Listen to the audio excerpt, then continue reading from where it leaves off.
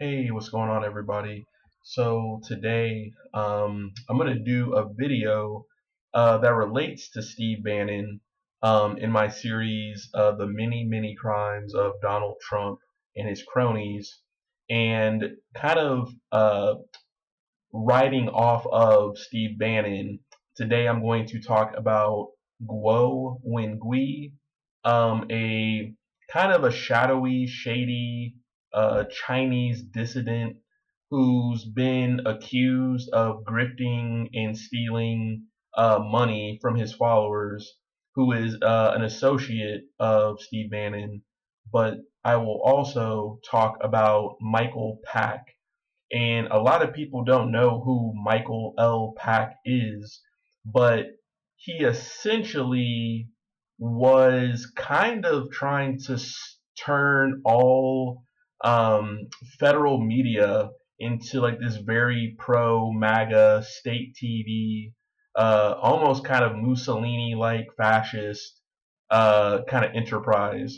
So we're going to go more into Michael L. Pack here soon because he relates to Guo Wengui and therefore by proxy Steve Bannon. So in my other videos about Steve Bannon, I was talking about how Steve Bannon is kind of a career grifter and crook. So, he stole money from kids of all things, right? So it sounds goofy, but it's true.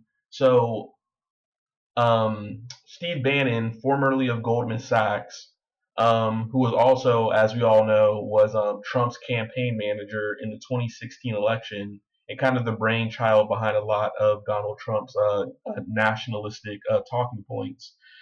Steve Bannon, former U.S. Navy, former Goldman Sachs. He was also a Hollywood producer, which is ironic because because he's probably one of the main suspects in proliferating the whole, woke liberal agenda kind of conspiracy that's very popular in conservative politics, even though he was a part of the quote unquote swamp that he wants to drain, and he made money off of it as a producer in Hollywood. But Steve Bannon stole money from kids by employing Chinese sweatshop workers to basically farm the little video game trinkets that you can buy. So like swords and gold or whatever, right? I'm not a big gamer, but he realized working with former Disney star Brock Pierce, who was an associate of accused pedophile Mark Rector Collins, who actually fled the United States. Um, Bannon, through this kind of like video game company and video game universe, he realized that he could basically rip off kids or people who were playing video games by employing sweatshop workers to mine all these little trinkets 24 hours a day and then sell them at insane markups. And they were eventually discovered, and it became a big outcry. So that's one way how Steve Bannon has kind of ripped off people, do anything for money type of thing, right? Uh, Another thing is Steve Bannon also ripped off his own followers of Donald Trump, right? By hosting a Build the Wall private fundraiser. So Donald Trump, remember, was talking about how Mexico was going to build the wall and all this type of stuff, and he was going to force them to pay for it. Mexico said, "Up yours. We're not doing that." Um, so Donald Trump actually failed on his campaign promise of getting Mexico to build the wall. So what he did was, if we remember back, during something called sequestration, which is when the government, if they can't reach a budget, they actually shut down. Donald Trump actually forced the government to shut down if they didn't give him border funding. And that actually affected a lot of things. I know a lot of people who are anti-government are just like, yeah, Trump is shutting down the government. But when you shut down the government, you also affect the military. because the military employs a lot of contractors to, like, for example, feed the troops, clean up the base, provide security. So when those people get let go temporarily because there's no money to pay them, the military has to cover the load themselves, therefore taking them away from precious military training, etc. But that's a whole nother topic and situation. Regardless, Steve Bannon, in a private fundraiser, raised all this money with some of his accomplices, and they stole the money. No wall was built, and they were actually sued and found guilty of actually money laundering and taking people's money. So not only is he ripping off kids, Steve Bannon and his cronies were also ripping off people who wanted the wall built in private fundraisers. Additionally, Steve Bannon was arrested for that, I believe, on the yacht of a shady Chinese billionaire called Guo Wengui. So Guo Wengui, very controversial figure. He claims that he made a bunch of money in China, then left because the Chinese government was after him. Um, and he came to America where he kind of found a following amongst Chinese immigrants who were against the Communist Party over there, right?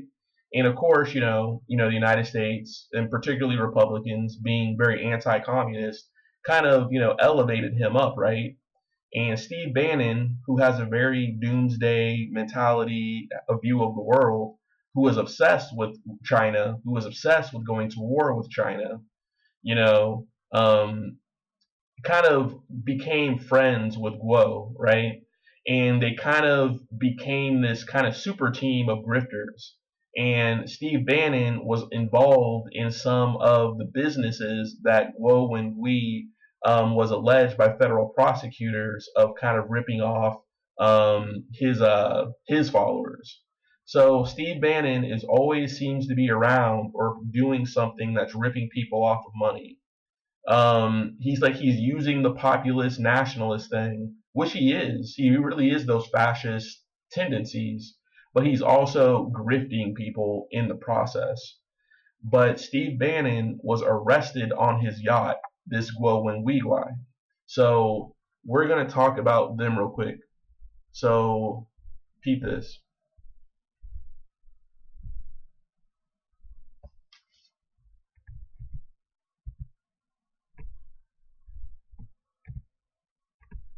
So who is Guo Wengui, the Chinese billionaire who owns the boat Steve Bannon was arrested on? Multiple people familiar with the matter told NBC there is a separate federal inquiry involving a company linked to both men, GTV Media Group. Okay, so let's summary real quick, right? Steve Bannon was ripping off kids, playing video games, using Chinese sweatshop labor to mine all those little trinkets in the video games. They would resell those trinkets for real world money at insane markups. So they got busted for that. That whole case actually links Steve Bannon to Brock Pierce and Mark Rector Collins. Those two guys were actually featured in a documentary called Open Secrets because Brock and Mark were actually hosting sex parties in Hollywood, gay sex parties, where they were actually inviting minors to their parties. And Mark Collins Rector, I believe is his name, or Rector Collins, he actually ended up fleeing the country because he was accused of trafficking, moving people across state lines for these parties. But that those whole gay sex parties involved X-Men director Bryan Singer, who became disgraced after the accusations, even though he had his own problems before. But that whole case was actually featured in a documentary called Open Secrets. And in the same documentary, Open Secrets, I believe, they talk about the man who assaulted Drake Bell. Um, And in that later Nickelodeon documentary, All Quiet on Set, and the man who actually assaulted Drake Bell, and this is true, was a pen pal of John Wayne Gacy, the serial killer. So that's just one weird oddity about like the degrees of separation with Steve Bannon, right? So there's the World of Warcraft stuff, there's the Build the Wall scam, but now we're talking about this GTV Media Group scam with Guo Wengui. So there's the two men right there. So Steve Bannon greets billionaire Guo Wengui before introducing him at a news conference in New York in November 20th, 2018. So this is an article by Ken Dilanian, Andrew Blankenstein, Tom Winter, and Katie Tour, published August 20th, 2020, 3:38 p.m. Pacific time. So Washington. So earlier this month, a sunburned Steve Bannon, holding a lit cigar and wearing a blue polo shirt with a collar turned up, stood in front of a camera on a yacht owned by his friend Guo Wengui, a Chinese billionaire. A YouTube video shows Wengui putting his arm around Bannon as the former Trump campaign chairman denounces the Chinese government and extols the benefits of hydroxychloroquine to treat COVID-19. The vessel's lavish interior gleams in the background. So on Thursday, Bannon was arrested by federal agents on that same yacht off Westbrook, Connecticut, and booked into jail on fraud charges.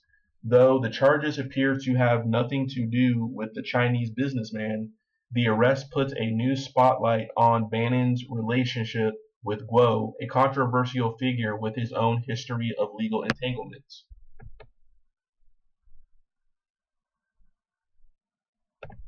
So multiple people familiar with the matter tell NBC there is a separate federal inquiry involving a company linked to both men, GTV Media Group, as the Wall Street Journal first reported Thursday.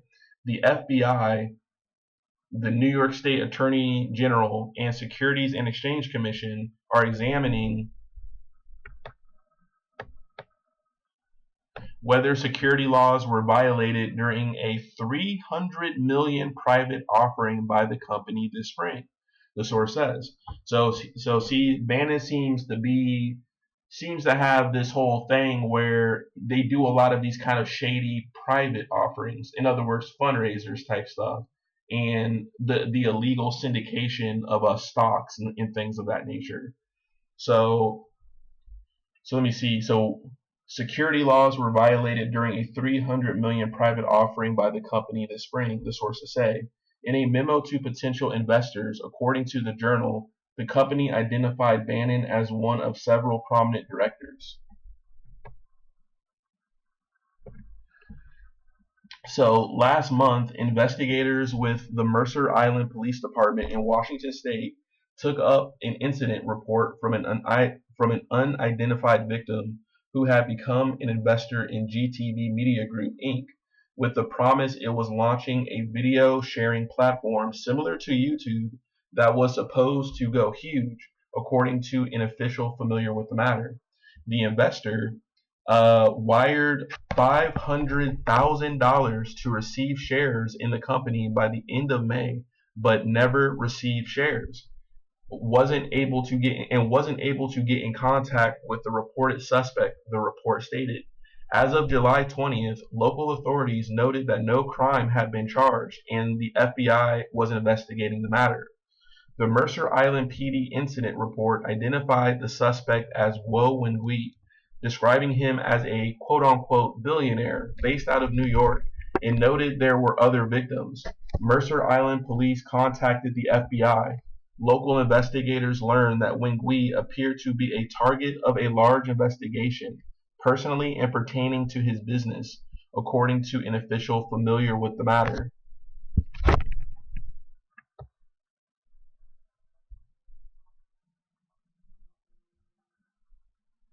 So that's kind of a grainy photo, but that's Steve Bannon pictured on a yacht, August 19, 2020. So when they followed up, investigators in Washington learned FBI agents had been investigating the case for about a month.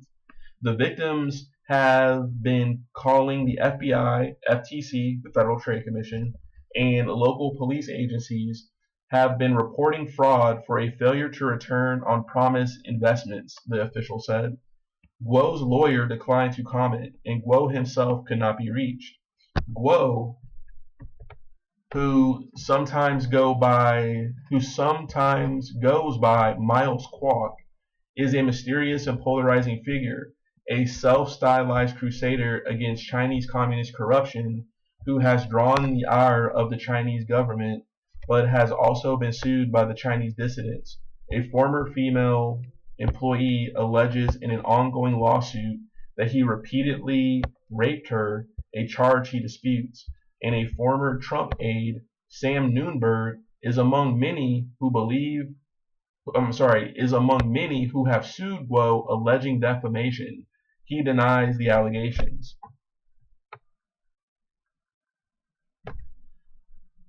So, utilizing his worldwide publicity, high-profile social media accounts, and seamlessly endless financial means, the defendant, Guo, regularly uses his public platform and power to defame and harass his enemies, Nunberg's suit says. In this case, Guo set his sights on destroying plaintiff Samuel Nunberg's reputation and livelihood by filing baseless litigation against him and slandering Nunberg with malicious false lies which discredits Nunberg both personally and professionally. Nunberg's suit is ongoing. Guo, who by all accounts made his money in real estate and securities, portrays himself in interviews and court records as an exile whistleblower, proving an inside account of breathtaking corruption at the heart of the Chinese system.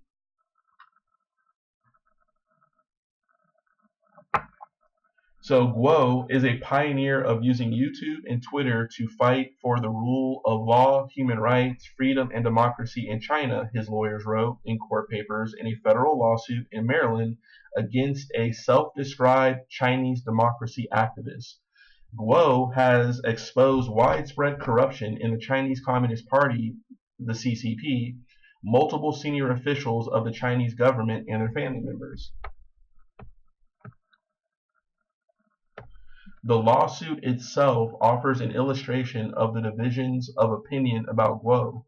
The defendant, Hong Kwang Li, a well-known dissident who says he participated in the 1989 Tiananmen Square protest,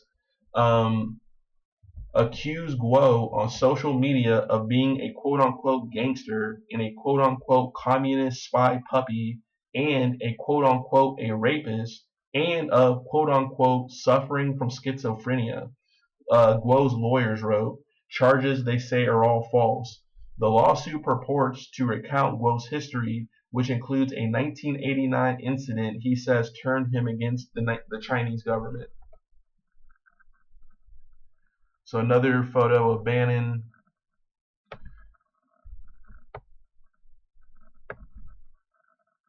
So as police sought to arrest him for supporting the Tiananmen Square protest, the suit says, two drunken policemen raided Guo's office and fired their weapons directly at his young wife, who was holding his 3-month-old baby daughter.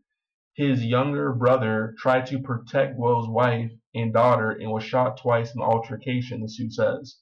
Guo's brother was sent to the hospital, the suit says, but the policeman who shot him instructed the doctors to refuse him any medical care and lock the door. As a result, he died, and Guo, quote-unquote, vowed to become a persistent and brave advocate against the Chinese kleptocracy, the suit says. So, but that's actually not verified. That's just Guo saying that. So as a New York Times Magazine profile pointed out in 2018, that timeline doesn't appear to explain why Guo spent the next 2 decades growing rich in China through real estate development, a business that typically requires close cooperation with government officials, even in democracies. let alone an authoritarian state like China. So, in nearly 3 decades after his brother's death, there is no record of Guo taking a public stand against the party he says caused it the Times wrote.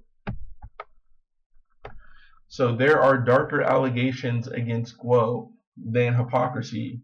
However, a lawsuit filed in New York State by a 28-year-old Chinese woman says Guo lured her to the United States from China to work as an assistant and then kept her prisoner for 3 years, repeatedly assaulting and raping her. The suit says she escaped while in London and went to the Chinese embassy, and that she filed a criminal complaint with Chinese authorities. Guo's lawyers have denied the allegations in court papers. A lawyer for Guo told NBC News that Guo reiterated his denial of the allegations. So in a statement, the lawyer for Guo also said Mr. Guo is aware of the situation involving Mr. Bannon, who has been a strong ally in fighting for freedom and democracy in China. Mr. Guo's past efforts with Mr. Bannon in fighting for democracy in China had nothing to do with the We Build the Wall organization or Mr. Bannon's activities with that organization. Mr. Guo appreciates that unlike the Chinese Communist Party, the United States of America affords all individuals accused in the United States, including Mr. Bannon, the presumption of innocence and the right for a fair trial before an impartial judge. In 2007, as Guo's public profile in the U.S. began to grow, a journalist from The Voice of America, a government-funded news service, arranged to interview him. The plan was to broadcast a live interview for 3 hours on social media, but top officials at Voice of America ordered it stopped after an hour and 20 minutes, according to documents and interviews, because they were concerned he, as in Guo, was making unverified allegations. Guo accused the Voice of America of having been infiltrated by Chinese intelligence, a serious charge that threw the agency into turmoil, but an investigation by independent journalism experts and a separate State Department Inspector General's inquiry concluded that the decision was based solely on journalistic principles, VOA officials said. The journalist who arranged the interview, the chief of Voice of America's Mandarin service, was fired. So in a 2019 tweet, the journalist Sasha Kong quoted Bannon as saying, "Voice of America tried to clear out all truth tellers about China in Mandarin service. Voice of America executives betrayed American people, Chinese people."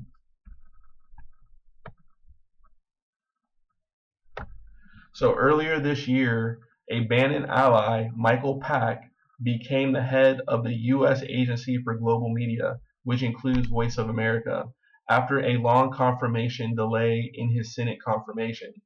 So the veteran journalists in charge of the VOA, Amanda Bennett and Sandra Sugawara, both whom were involved in the decision to stop the Guo interview, immediately resigned. So it seems that they were trying. So let's put this into perspective, right? Guo Wengui is this controversial Chinese dissident guy who's talking against the Chinese government. That in and of itself, objectively, is not bad. However, a lot of his background stories are kind of unverified. He talks about how he was repressed by the Chinese government, yet somehow becomes a billionaire in China, and then all of a sudden flees China, comes to the United States, and then he's associating with Steve Bannon, already accused of the multiple scams I've already talked about. And it seems that Trump allies who are within the government, such as this U.S. Agency for Global Media, with people such as Michael Pack, who oversees Voice of America, try to platform Guo Wengui on U.S. state-sponsored TV to basically do anti-Chinese propaganda. And like I said, I'm no fan of China as far as like their communist government or anything like that, but it seems like they're trying to elevate this Guo Wengui guy, who is shady in and of himself, to be kind of like the historical figure, the real world figure of Chiang Kai-shek. So Chiang Kai-shek, if you don't know, or we need to refresh, was the nationalist, anti-communist leader in China during the Chinese Civil War against Mao Zedong and the communists. So Chiang Kai-shek was kind of supported by the U.S., but Chiang Kai-shek was also involved in heroin smuggling in order to help fund his fight against the communists. Chiang Kai-shek and the nationalists, who didn't want communism, they kind of wanted, I guess, the old kind of warlord imperial system of China. They had to flee mainland China, and they resided in modern day Taiwan, which is why Taiwan is such a fierce United States ally, and the United States, without technically saying that they're going to defend Taiwan historically, will essentially defend Taiwan if China ever attacks or tries to reabsorb Taiwan, right? So the thing is that Taiwan, being an anti-communist state, if you're familiar with Cold War politics, you'll realize that the far right were often involved in anti-communist politics. And by far right, I literally mean neo Nazis, former Nazi war criminals, racists, etc. And it's interesting that even though I think a lot of people be like, "Oh, well, they're Asian, it's in Asia. It's how can it be racist?" It's interesting to note that the organization called the World Anti-Communist League was actually headquartered in Taipei, Taiwan. However, the World Anti-Communist League, you can look this up, had memberships including ex-Nazis such as Otto Skorzeny, etc., but also eugenicists and white supremacists such as Roger Pearson, who actually became the chairman of the World Anti-Communist League in 1978. So what I'm trying to get to is that there is a long history of the anti-communist movement being in bed with the far Nazi right and white supremacy and colonialism and capitalism, and it seems that this Guo Wengui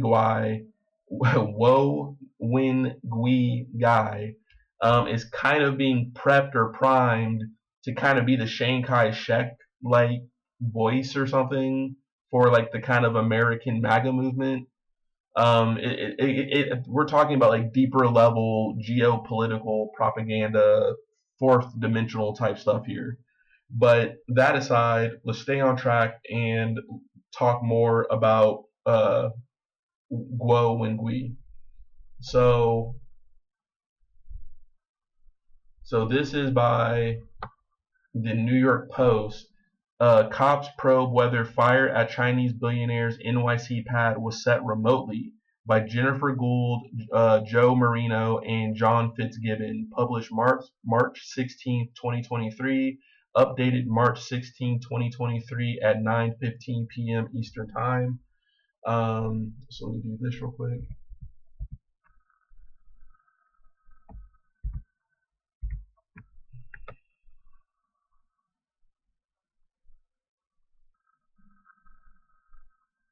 So isn't that crazy? So fire was set remotely, right? So authorities are investigating whether a mysterious blaze inside a palatial Manhattan apartment of Chinese billionaire and accused fraudster Guo Wengui was sparked remotely, sources told the Post Thursday. Guo, a controversial figure whose real name is Ho Wan Kwok, also had the 18th floor luxury apartment overlooking Central Park wired for sound and to record his visitors, the sources says. So, wow, okay, so Guo, his real name is Ho Wan Kwok. So he had this 18th floor luxury apartment overlooking Central Park, right? That was recorded, that was wired for sound and to record his visitors. So this is me talking, not the article, but that makes you think, right? Was this another kind of Jeffrey Epstein like sexual incrimination type thing? You know what I'm saying?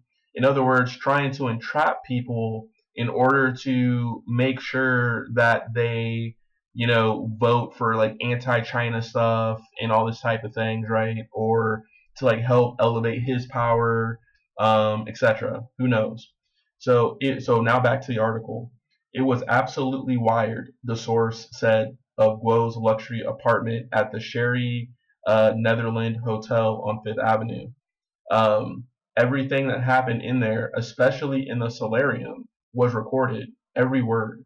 So that makes you also think too. So this is me talking, not the article. So Guo Wengui claims that his family was beat up and shot by the Chinese government, but somehow he becomes rich in a country that controls all of his millionaires and billionaires. Somehow makes it to the United States, kind of infiltrates and gets in bed with the MAGA movement with Steve Bannon. Both of those guys are grifting off of his GTV, which is like a YouTube knockoff kind of company, illegally syndicating stock and private fundraisers and stuff. So it's just kind of strange, and it makes you think that if he's so paranoid to have everything recorded in his own apartment where he's having guests, etc., is he actually still working for the Chinese as some sort of like double agent potentially in a weird way?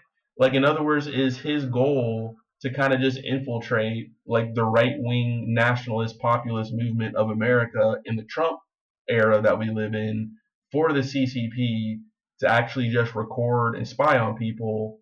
But maybe he also has his own chess game going where he actually plans on maybe abandoning his Chinese communist overseers on the hopes of kind of being elevated as this anti-communist messiah for the Chinese expatriate dissident movement. So, like I said, now this is like it almost sounds very Cold War, postmodern conspiracy type stuff going on here. So now back to the article. So the fire was probably not started by a person in the space. It was started somehow remotely, and the whole apartment was wired. So the fire broke out Wednesday as FBI agents were still searching it after charging Guo with running a billion-dollar fraud scheme and feeding his lavish lifestyle with proceeds.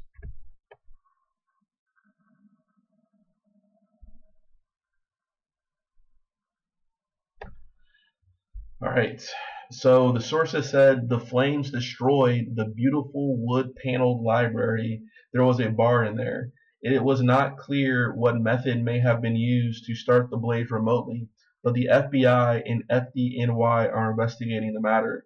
Guo, a Chinese exile and pal of former Trump advisor Steve Bannon, is charged with running a lucrative fraud scheme and using the ill-gotten gains to buy a $26.5 million New Jersey mansion, a $37 million yacht, and splurging on a $36,000 mattress, a $140,000 piano, according to federal prosecutors.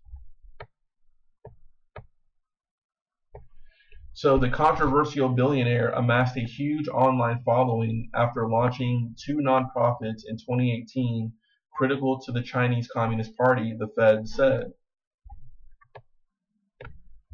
Guo and his alleged co-conspirator Qin Ming then set up several businesses, including a loan company, a media group, and a member-only club, then siphoned off more than $1 billion from followers, prosecutors said.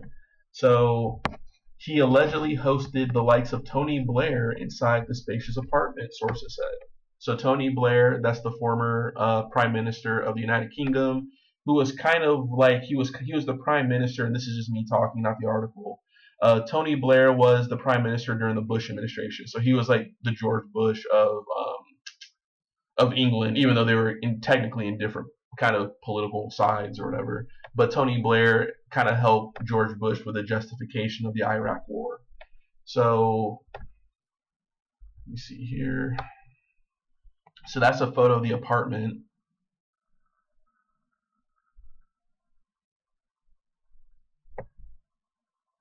So it was Blair who wrote a letter of introduction that got Guo into a higher social circle. No one knew him, and he definitely would not have gotten in without the letter, the sources said. So it gave him a lot of standing he might not have had without the letter. Guo also has business and political ties to Bannon, ex-chief advisor to former President Donald Trump. Bannon was even arrested on Guo's yacht in 2022 for his alleged role in a scheme to defraud investors on a plan to privately construct a U.S.-Mexico border wall. In 2020, Guo and Bannon started a political group with the aim of overthrowing the ruling communist government in China. The group made headlines when planes pulled banners with their insignia across the New York skyline. So this is that mansion in New Jersey. So how did he afford all that? Probably stealing from people.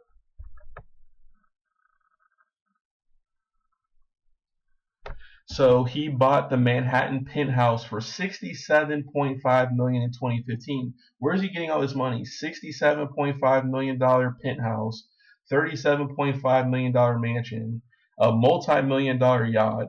You know what I'm saying? Like, it's very strange. So Guo was hit with 12 counts of alleged fraud scheme in Manhattan federal court on Wednesday and faces a maximum sentence of life in prison if he's convicted.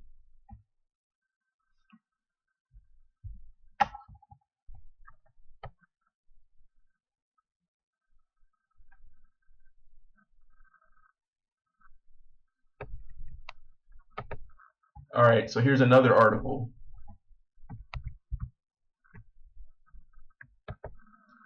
So yeah, make sure we're doing it on time here. So, all right, cool. All right.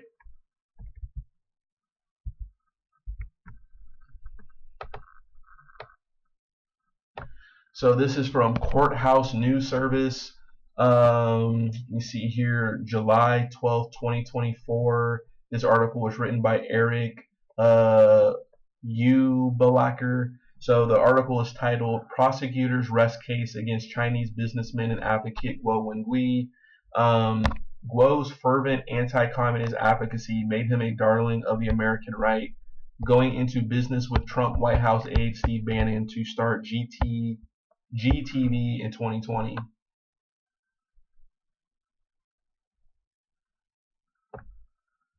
So federal prosecutors on Tuesday rested their case against Guo Wengui, the Chinese businessman accused of building a massive anti-communist following, then bilking them out of more than $1 billion. So prosecutors say that Guo, also known as Ho Wan Kwok and Miles Guo, framed his various companies as lucrative investment opportunities for his supporters. Those companies include G Clubs, a luxury travel and event service, and G Fashion, Guo's personal clothing brand that hawked $200 baseball hats and $800 silk pants.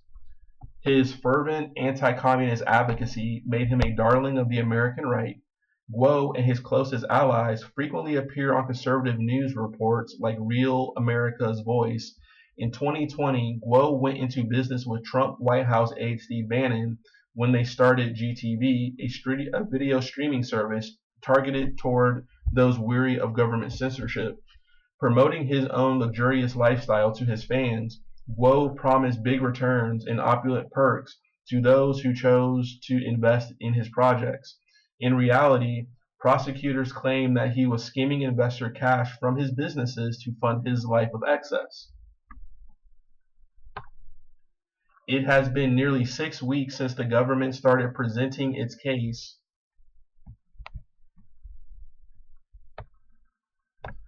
So it has been nearly 6 weeks since the government started presenting its case to Manhattan jurors.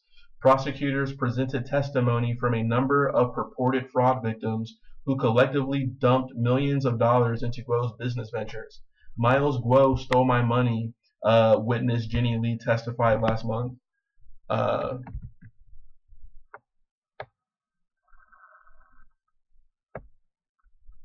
So let me see. So Lee's story echoed that of several government witnesses. Disillusioned by the Chinese Communist Party, she gravitated towards Guo after hearing him on the radio in 2017. Before she knew it, she was a fervent fan and took out a second mortgage on her home to invest thousands of dollars into Guo's various anti-communist projects. Witness testimony revealed that Guo appeared to have a godlike hold over his thousands of followers. Many watched him speak several times per day via live stream and never hesitated to give him money when the opportunity arose. I believe whatever he said, Lee testified.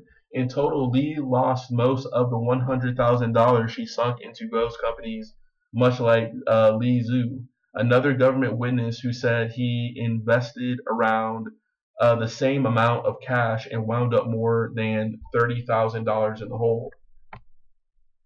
So I want to be a part of it, so I invested, Zhou testified in May.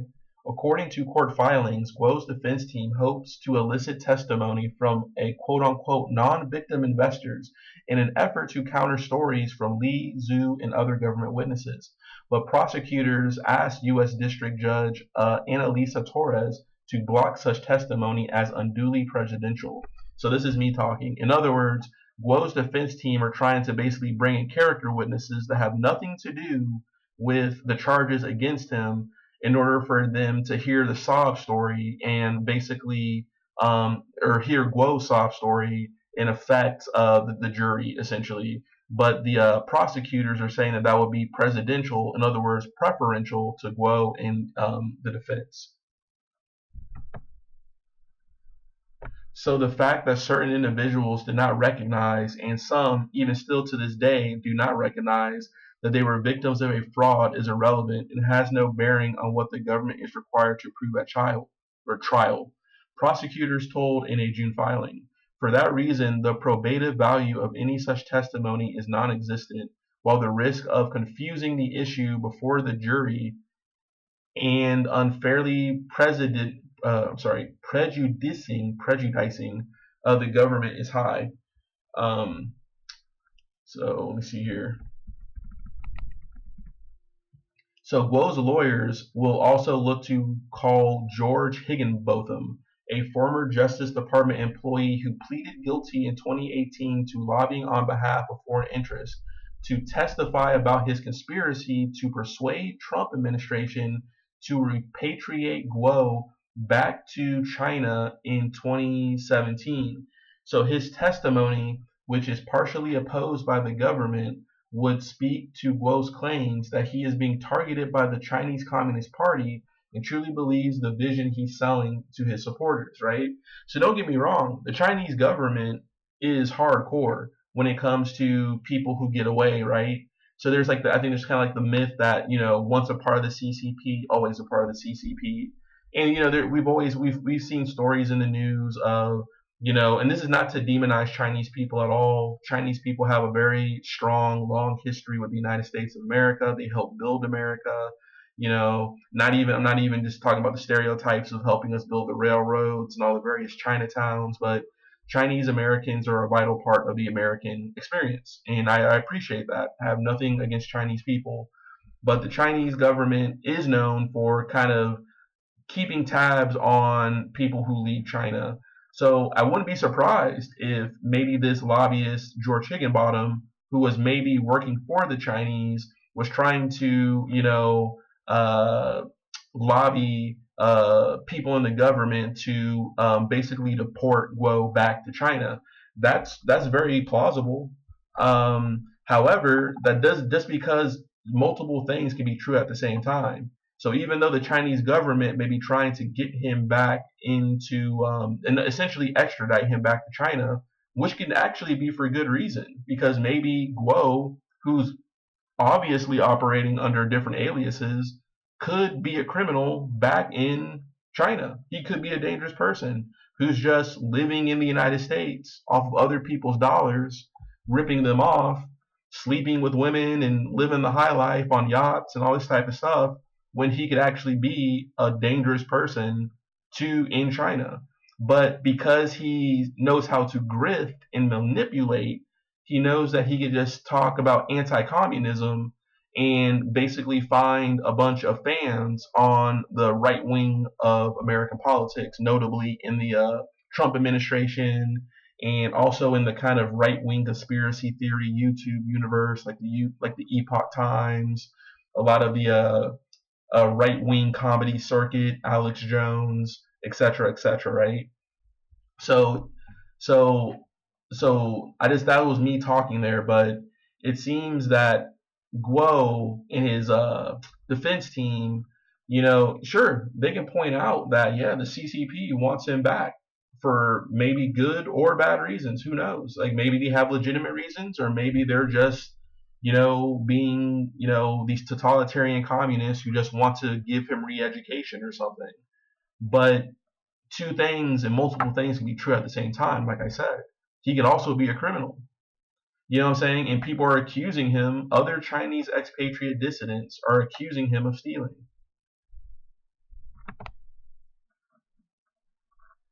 So back to the article.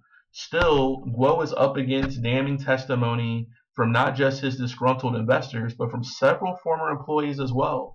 One ex-aide, Ya Li, was part of Guo's quote-unquote Iron Blood group, the name he gave his closest inner circle.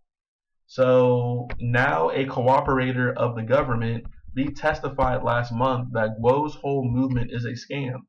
The defense team started calling witnesses Tuesday. First to the stand was expert witness Raymond Dragon, who testified about the appraisal value of Guo's GTV venture with Bannon. Remember Steve Bannon, right? Steve Bannon ripping off kids with World of Warcraft with Chinese sweatshop labor.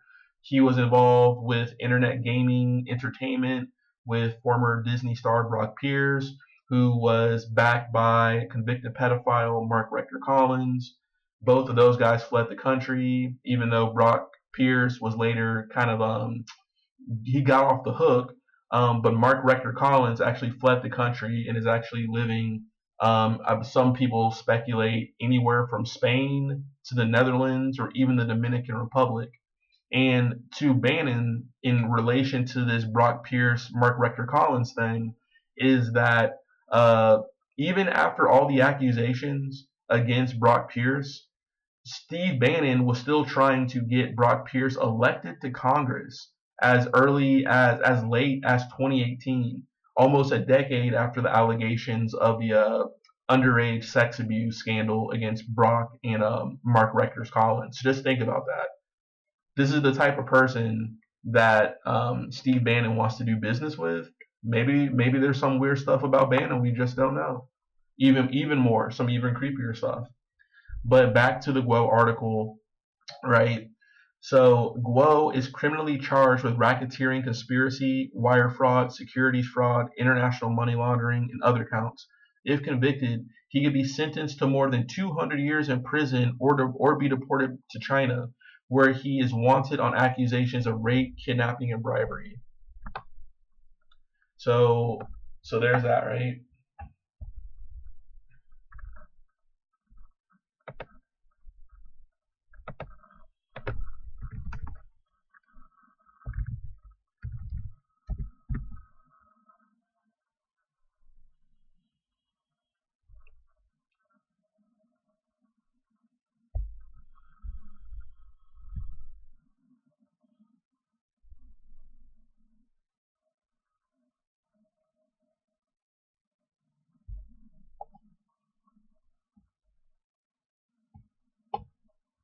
Okay, so wow, so these are some more relevant, or so these are some more recent articles and everything too, right? Wow, only a couple days ago. So let me do something here real quick. So Guo Wengui, I think we already arrested that one. So Guo Wengui rests $1 billion fraud case with testimony from ex-DOJ employee. Reuters even wrote an article, dissident or fraud. Exiled Chinese businessman Guo's trials nears close. So let me do something real quick here. Okay, so I am back again. Let me see here. So here are some other articles that are just released about Guo Wengui. This is by Mother Jones. So a right-wing mogul is on trial for a massive fraud scheme. He blames China. Published July 11, 2024. The judge slammed Guo Wengui's lawyer for their clumsy bid to link the prosecution in this case with corruption in the Chinese government. So it doesn't really seem all that. Oh wow! So that other article that I read. So when the prosecutors rested their case, that didn't mean that the trial was over. That just means that they've rested their argument against Guo. So sentencing for Guo is still on the horizon here, is what it's looking like. So there's that right there. So you can see this picture, right? Miles Guo, #1 enemy of the CCP, #1 ally of American patriots. So it's kind of like definitely kind of this kind of MAGA-esque kind of invoking that kind of MAGA unrepentant American exceptionalism type thing, which I'm not saying is necessarily bad, but I think that people can use that, of course, to garner sympathy for their own bad deeds and inactions and bad actions and stuff, right? So, all right. So the illustration was done by Don Emerts, AFP, Getty, and Richard B. Levine of Zuma. So to the article. Fight disinformation. Sign up for a free Mother Jones daily newsletter and follow the news that matters. Lawyers for Guo.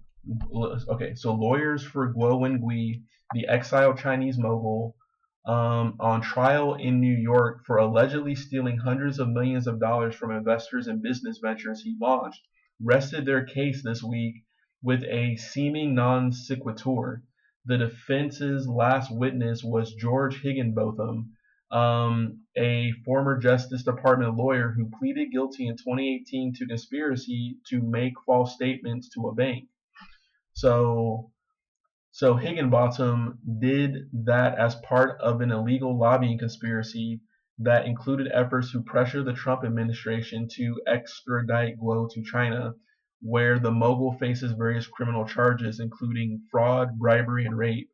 So Higginbotham testified that he and the conspirators, including Elliot Brody, oh wow, that name, haven't heard that in a long time. This is me just talking here. Elliot Brody is actually of the Jewish Republican Coalition. So Higginbotham testified that he and his conspirators, including Elliot Brody, a former top fundraiser for Donald Trump, and Pros Michael, a former member of the Fugees, Pros Michelle, of the Fugees, for whom Higginbotham was moonlighting as a lawyer, received around $100 million for their illicit influence efforts, and said that he once met with the Chinese ambassador about Guo in an effort to advance the scheme. So this is kind of confusing here. So the defense, right? So this is the defense. This is Guo's team. So Guo's team's last witness was George Higginbotham, a former Justice Department lawyer who pleaded guilty in 2018 to conspiracy to make false statements to a bank. Higginbotham did this as part of an illegal lobbying conspiracy that included efforts to pressure the Trump administration to extradite Guo to China, where the mogul faces various criminal charges, including fraud, bribery, and rape. So let me see here. So Higginbotham testified that he and his conspirators received around $100 million for their illicit influence efforts, and said that he once met with the Chinese ambassador about Guo in an effort to advance the scheme. But Higginbotham did not say a word about the extensive fraud case that prosecutors have laid out against Guo. So the case includes videos in which Guo falsely guaranteed fans that he would not allow them to lose money investing in his business activities, bank statements and testimony from cooperating witnesses indicating that Guo moved investor funds into accounts he controlled, and various evidence that Guo then used the funds to buy stuff like a $26 million mansion a $4.4 million Bugatti, and a $36,000 mattress.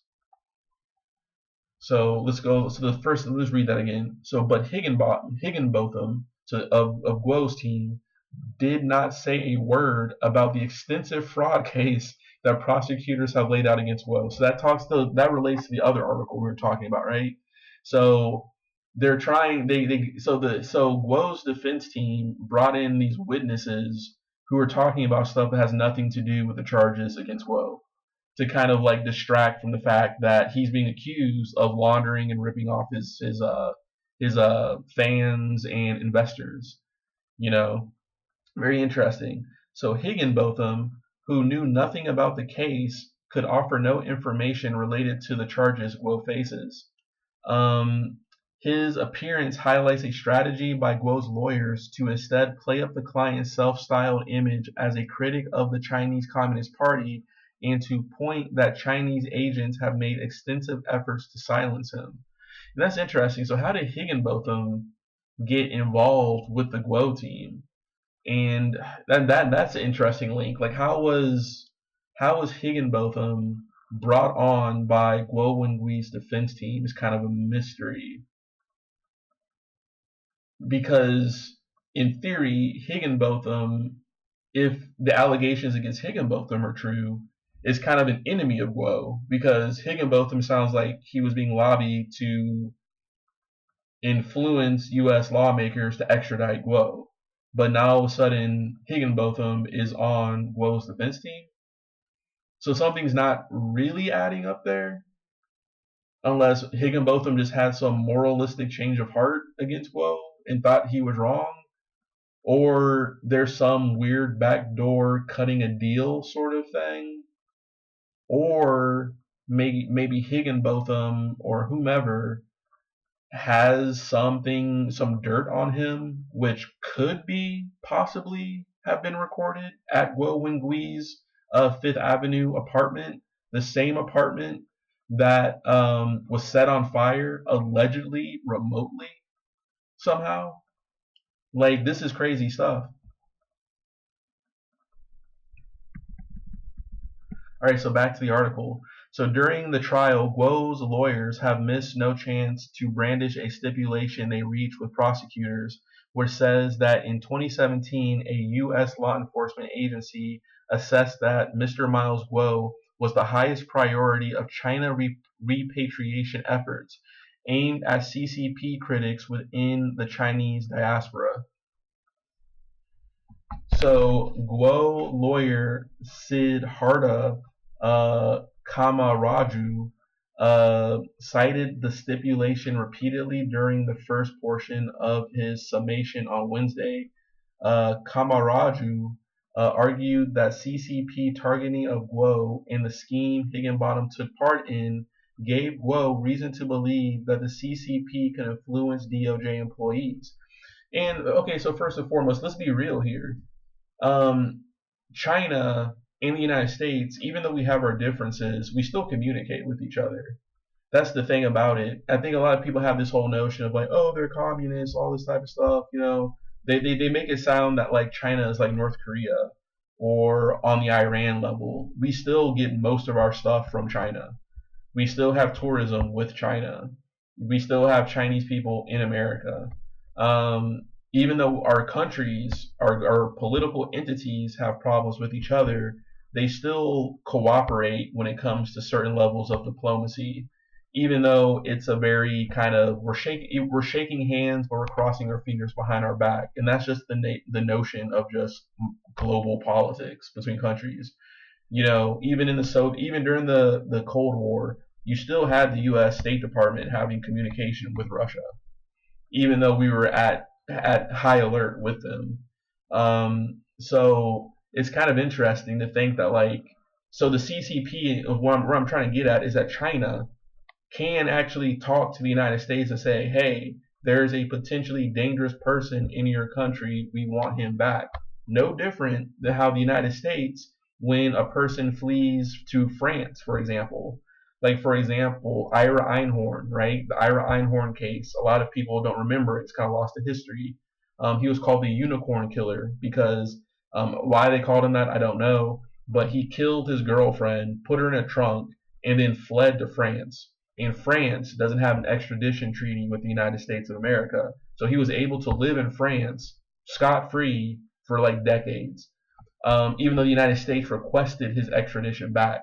So just because the Chinese are asking for him to be extradited does not necessarily mean that like um, it's it's what I'm trying to say is just because the Chinese want him back doesn't mean that it's baseless that they want him back, because he could actually be a criminal in China. So let me see here. Okay, so last week, so back to the article, sorry. Last week, the defense elicited testimony from Paul Dorhan, a corporate risk advisor who testified as an expert on China.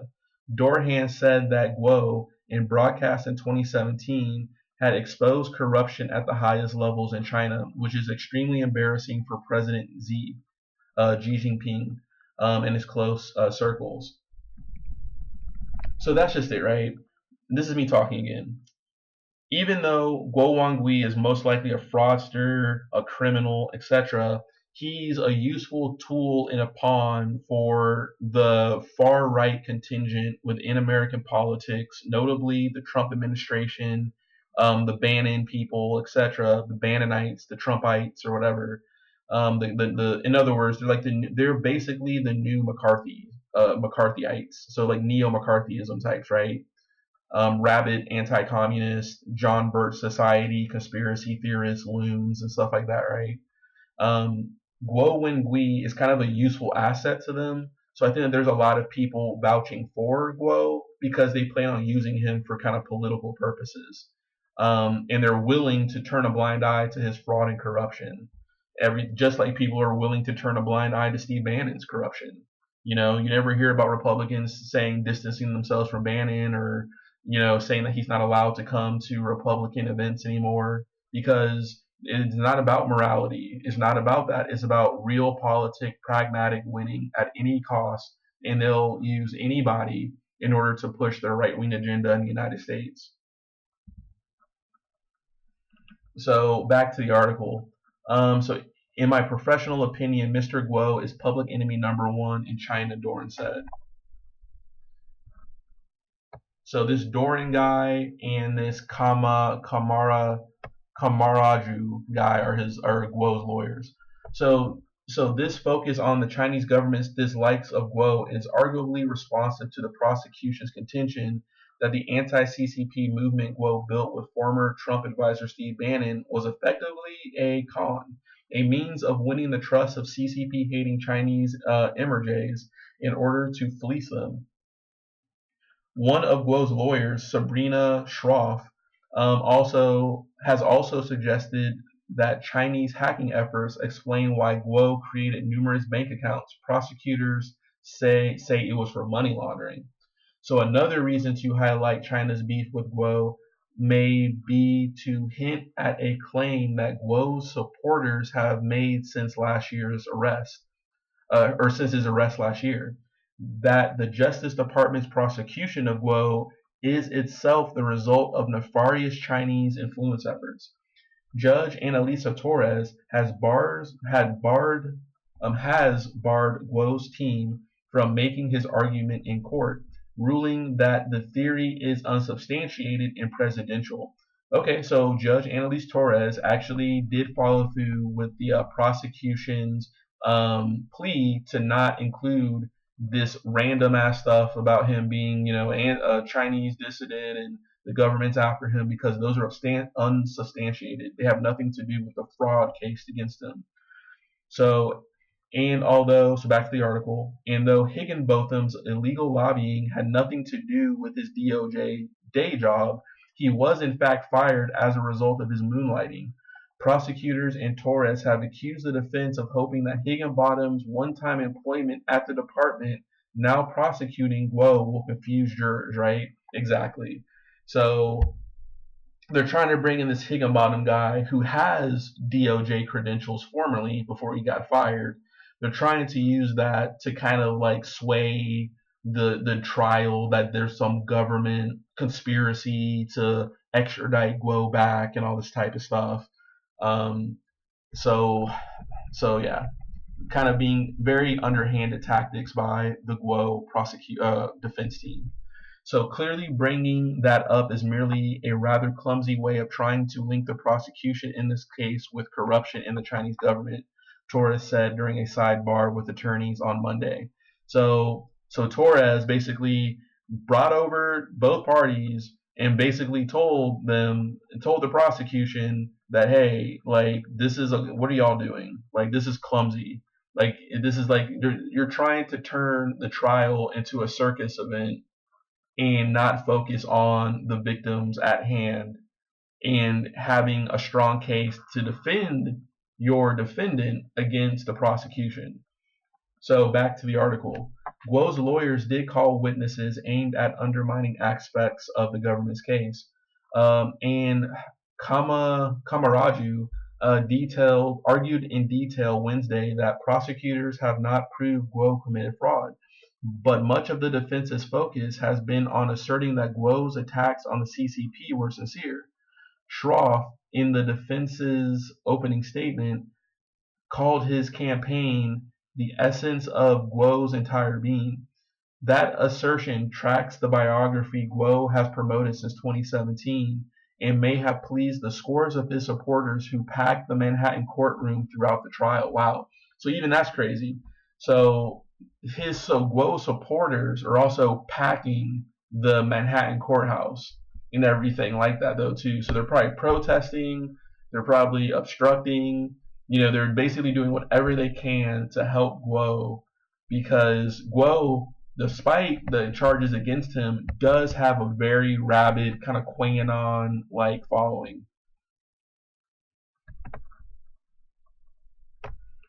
So the problem, though, is that Guo's dispute with the CCP, the centerpiece of his defense, is not necessarily exculpatory.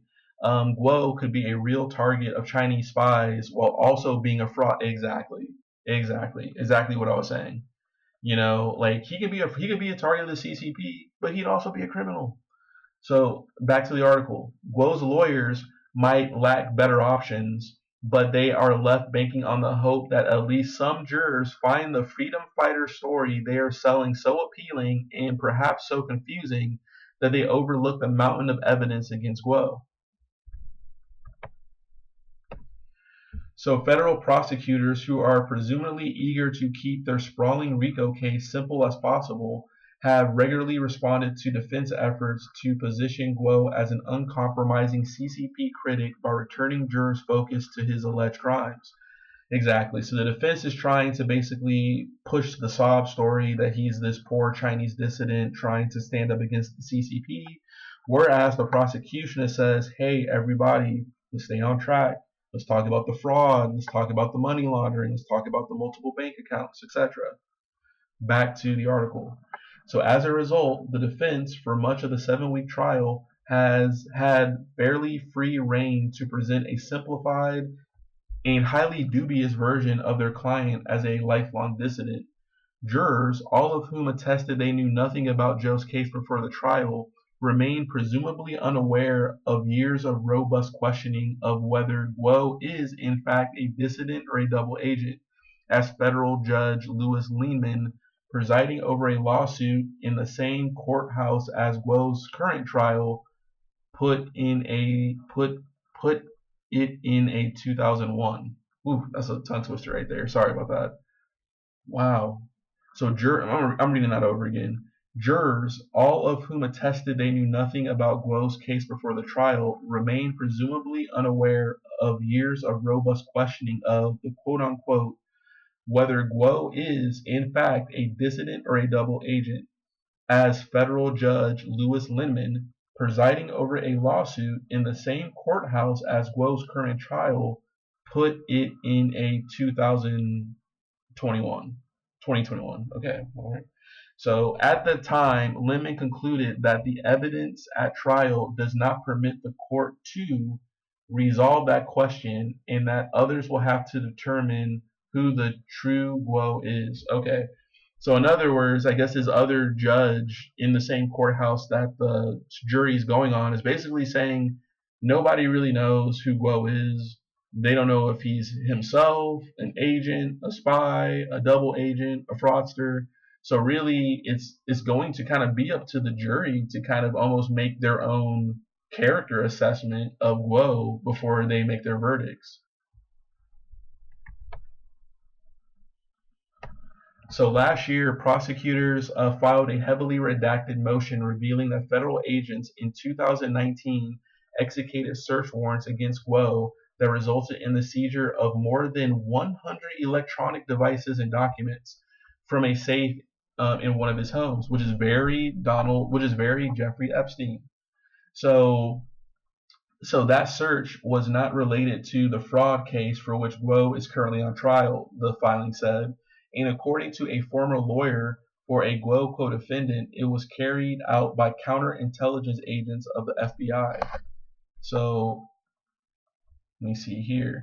So, an indication that the feds may have suspected Guo of ties to foreign espionage, but prosecutors have not mentioned that raid in open court, nor have they pointed to lawsuits alleging Guo is a CCP agent, a charge Guo denies. So the FBI separately already raided his apartment, found 100 electronic recording devices, which may actually mean that the FBI already suspects him of being a spy.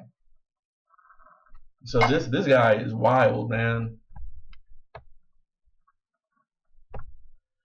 But as the defense made their case over the last few weeks, prosecutors have gone further than they had before in noting that the truth is more complicated than Guo's attorneys suggest, and even highlighted some evidence of Guo's ties to Chinese intelligence. On Tuesday, Guo's lawyers used Higginbottom's testimony to introduce transcripts from a 2017 phone call in which Liu Yangping, a top official in Chinese Ministry of Security, appeared to threaten to arrest Guo's family members in China in an effort to silence Guo's attacks on the CCP. Geez, who wrote? Okay, So on Tuesday, Guo's lawyers used Higginbottom's testimony to introduce transcripts from 2017 from a 2017 phone call in which Liu Yangping, a top official in China's Ministry of Security, appeared to threaten to arrest Guo's family members in China in an effort to silence Guo's attacks on the CCP or convince him to return to China. So yeah, they forgot to put two in the sentence, so that's a mishap on the people who wrote this, not me reading this. Had to reread it again. Sorry about that. So that's wow. So that's even interesting. So that adds another level of intrigue here. Maybe Guo actually is working for the Chinese government, but the Chinese government is pressuring him to get more dirt on people, but he's not doing that. And as a result, his family's being threatened. So he is a spy. He could be a spy for the Chinese government. But then again, it makes you think that maybe Guo was kind of picked out by the Chinese because of his character profile to be this sort of fake billionaire dissident to infiltrate right-wing politics, get into the inner circle of Bannon, therefore by proxy other Republicans and QAnon and MAGA and Trump, in order to get dirt on people potentially. Or Guo, based on a certain profile, he already could have been a criminal in China, and they basically could have said, hey, this is the deal. You're going to be an agent for us, and you're going to get dirt in America by infiltrating the anti-Chinese, anti-communist sort of movement.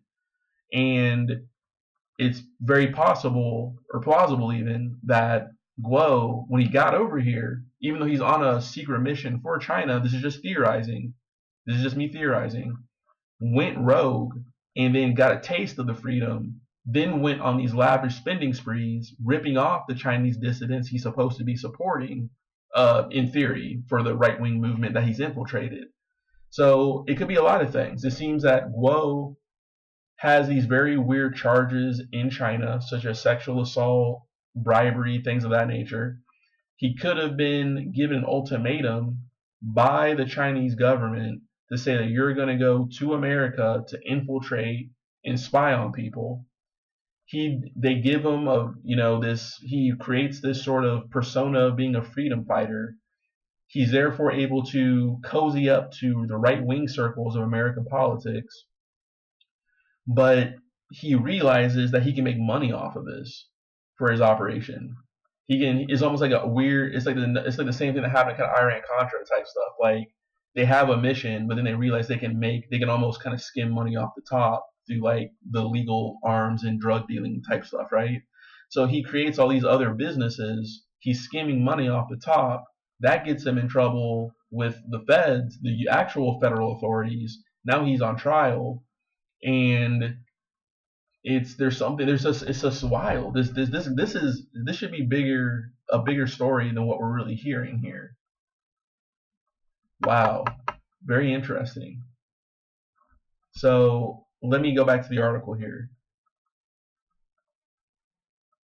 So okay, but the calls also included a discussion or an agreement between Guo and Liu in which Guo promised to in which Guo promised to limit his criticisms to certain CCP officials, notably including Z.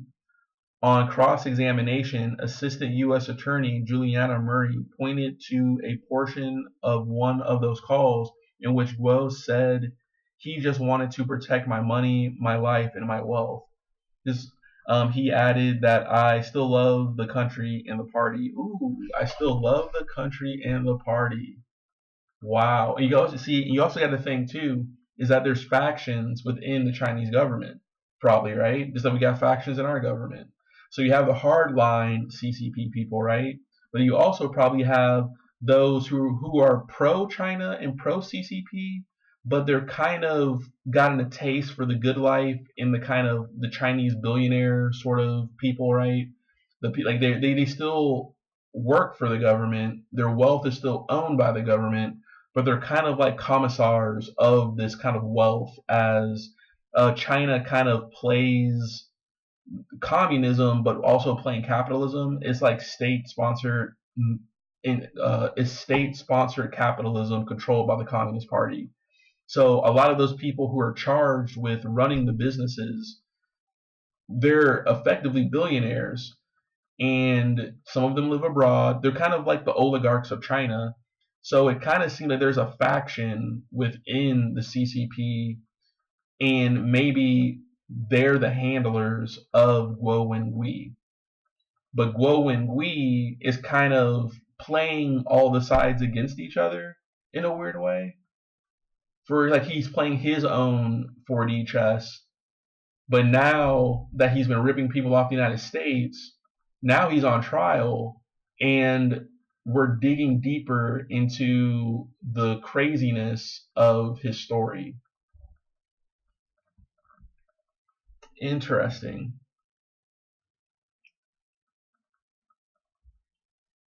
So, and that's the thing. So Guo, so this is me talking. So Guo, so he goes over here and he's like, it's funny. It's like they send him over here to like potentially infiltrate the right wing, and so therefore he has to speak against China, but he's speaking against China so effectively that the Chinese government is getting annoyed by him in a weird way, or yeah, and this faction that are the handlers of Guo are being pressured by the actual hardline legitimate CCP, the Jiangpings and stuff like that type people, right?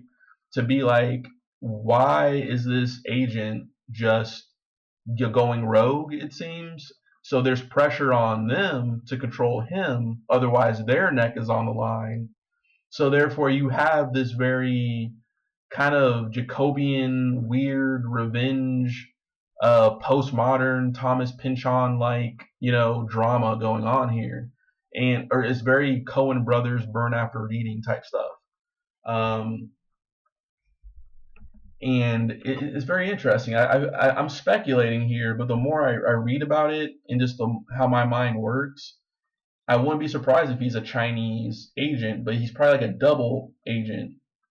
Like he's gone rogue in a certain extent, but he also has to play it very calmly where he doesn't piss off his handlers, but he's also trying to make as much money, screw as many women, and live as much of a lavish lifestyle as humanly possible.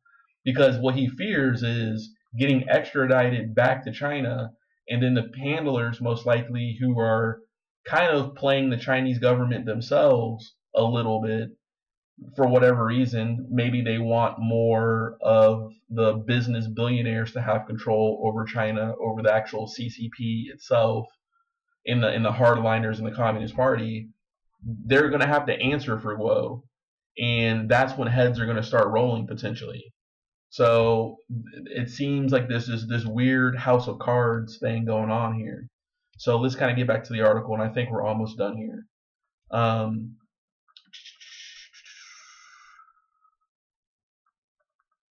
okay, so Guo has said that these statements were coerced. Still, about 3 months later, he sent a letter to the Communist Party leaders in which he offered to desist from revealing information if they dropped efforts to extradite him and unfroze his assets. So he sent a letter to the CCP in which he offered to basically stop revealing information if they dropped efforts to extradite him and unfroze his assets. Interesting. So he's playing the Chinese government. The Chinese government sent him over here. He knows more. He realizes that if no matter what he does, even if he like flips and says, yes, I am a spy, I was sent over here by the Chinese government, that's going to make China look horrible. But then, or he can keep saying that I'm not a spy and anything like that, and he gets off the hook that way too, potentially, because he can argue that, no, see, I'm not a spy, and then he'll be able to continue grifting off of his right wing following that he made in the United States. It's like they didn't really. I don't think that the dialectical materialists of the CCP thought this through entirely, or I don't think they understood all the nuances of the United States and just how we think to a certain extent. And I think Guo, smarter than what they gave him credit for, particularly if he's a criminal, which means that he probably has some sort of sociopathic, pathological, narcissistic tendencies himself, is a clever person. Like he probably lies. He's a pathological liar, most likely. He's probably manipulative. He probably triangulates people. He most likely tells fantastical stories without any evidence. He always has to be number one. He always has to get first dibs. I'm already kind of profiling this guy, and I don't even know this guy. And it just seems that maybe they thought that that behavior that he exuded back in the old country, back in China, was probably hilariously. They probably thought that that's very anti-Chinese and very pro-American. And he has a very imperialist mindset to a certain extent. So let's just send him over to the United States in order to kind of like hang out with the imperialist colonizers of the capitalist West or something of that nature. And then all of a sudden they realize that, wow, he kind of has us by the balls a little bit. Because if something happens to him physically, like if he were to be assassinated, killed, his followers will believe that the Chinese did it, right? So he's protected no matter what. However, he's not protected from this fraud case. He can still go to jail for fraud. It's just, ironically, his defense team bringing in all of the Chinese dissident stuff that has nothing to do with the case against him for fraud or ripping off his followers and investors. He can still go to jail for that, and he probably should if he's found guilty. But by his prosecution bringing in all this Chinese stuff now, they kind of blew the whistle on themselves that Guo is most likely a double agent. So like Guo was probably smart enough to kind of position himself to be protected, but the prosecution are fumbling around, ironically, like exposing more of his past, because they're using that anecdotal evidence that has nothing to do with the case in order to gain sympathy. But in order to gain sympathy, they're revealing more about his Chinese ties. Ironically, the fact that he's most likely a Chinese spy. So interesting. Ooh.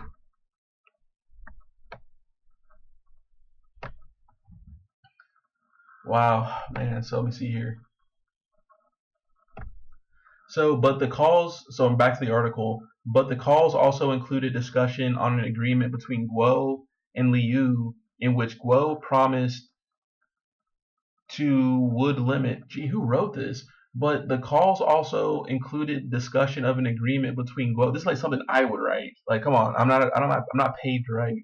So, but the calls also included discussion of a quote unquote agreement between Guo and Liu in which Guo promised to would limit. So promise he would limit correction. They should have wrote he would limit his corrections to certain CCP officials, notably excluding Z. On cross-examination, Assistant U.S. Attorney Juliana Murray pointed to a portion of one of those calls in which Guo said he just wanted to protect my money, my life, and my wealth. Yada yada. So Guo has said these statements were coerced. Still, about 3 months later, he sent a letter to the CCP in which he would basically stop revealing information if they dropped efforts to extradite him and unfroze his assets. I will definitely devote my life to upholding the core beliefs of Chairman Z and sacrifice my everything to Chairman Z. Guo. He's a spy. He's a spy.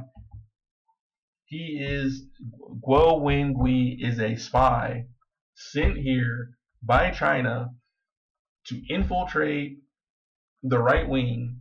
Steve Bannon is such a moron and a fascist, and he is so narcissistic and pathological himself. He didn't realize probably that he was getting played, or didn't care, because he probably doesn't care about the China stuff as much. Who knows about Bannon? Bannon one day is a person, is probably one day one person, and another day another person. But this Guo guy is obviously a spy. He infiltrates the United States, but then realizes I'm eating good over here. He's probably sleeping with high class escorts. He's probably flying helicopters. He's basically Jordan Belfort in Wolf of Wall Street. But as long as he talks against the Chinese government, the right wingers love him. But he was speaking so well against the CCP that they warned him to cool it. They froze his assets, wanted him extradited back to the United States. But Guo is kind of playing both sides of the field here a little bit. Wow, that's interesting. I gotta think that through a little bit more, but you see, I think you kind of get where I'm coming here a little bit. It's funny.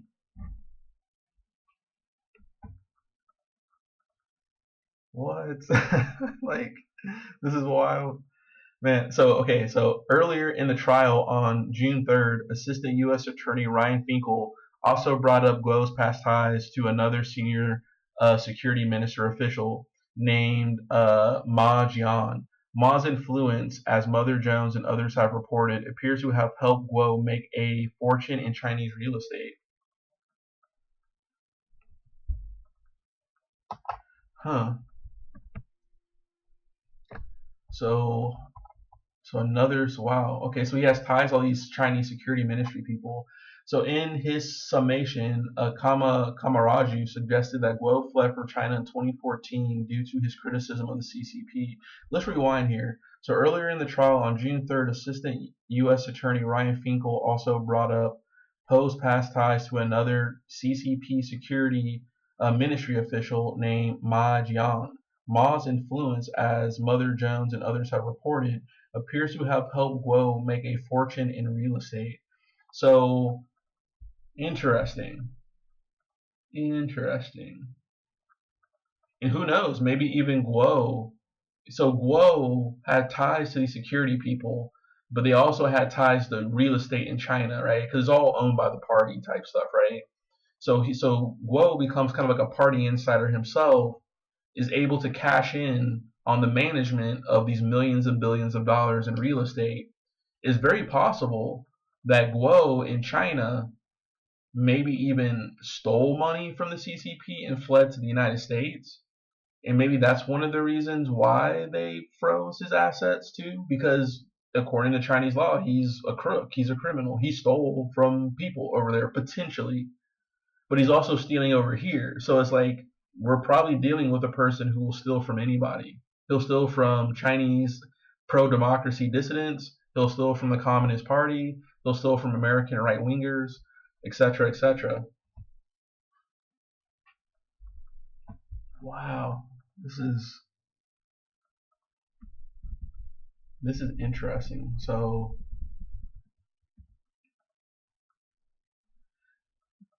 in summation, Kamaraju suggested that Guo fled China in 2014 due to his criticism of the CCP. That's not true. Guo fled due to Ma's 2014 arrest on allegations that included accepting bribes from Guo. Interesting. So Guo was bribing. Guo was bribing CCP officials. The official got arrested. Then he fled as a result, and now he's in the United States pretending to be some Chinese freedom lover dissident while also scamming those people who thinks he's that.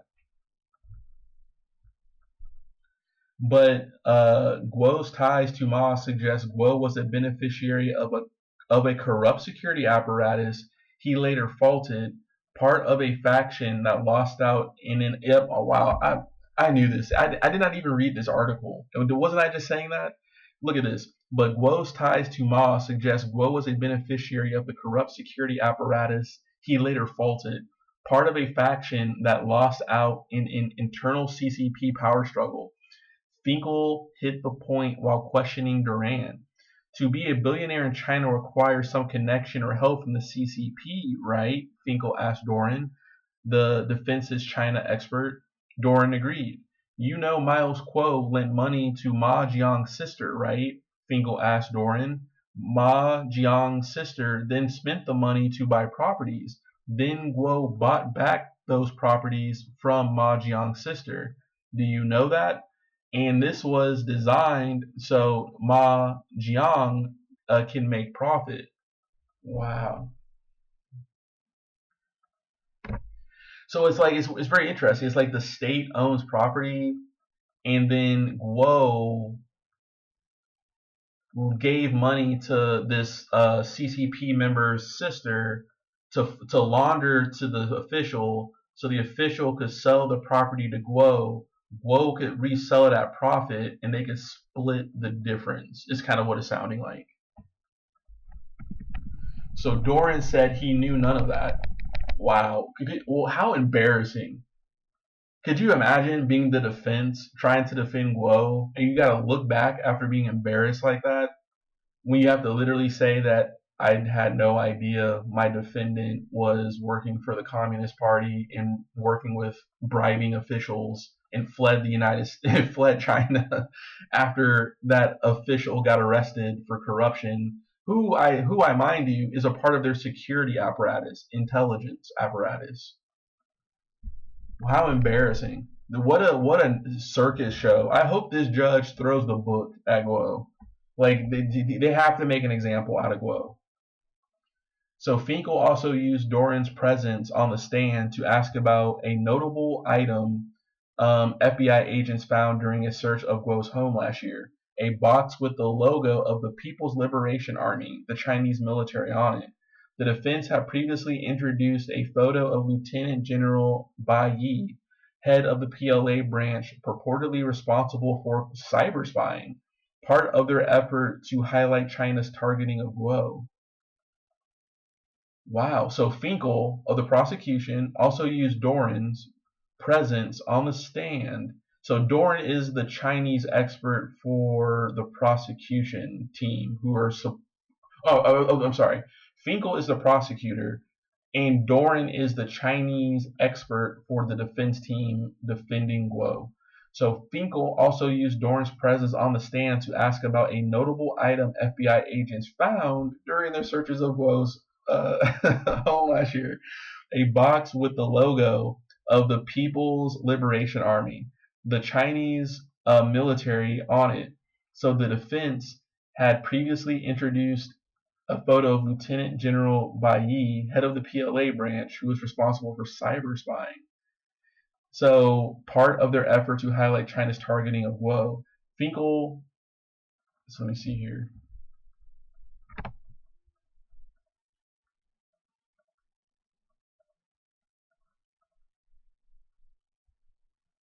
Let me read something. So let me go back. All right. So Finkel showed the jury a picture of the logo on the box from Guo's home alongside a picture of the logo on Bai's hat. They matched. Shortly after this, though, the government returned to their main argument.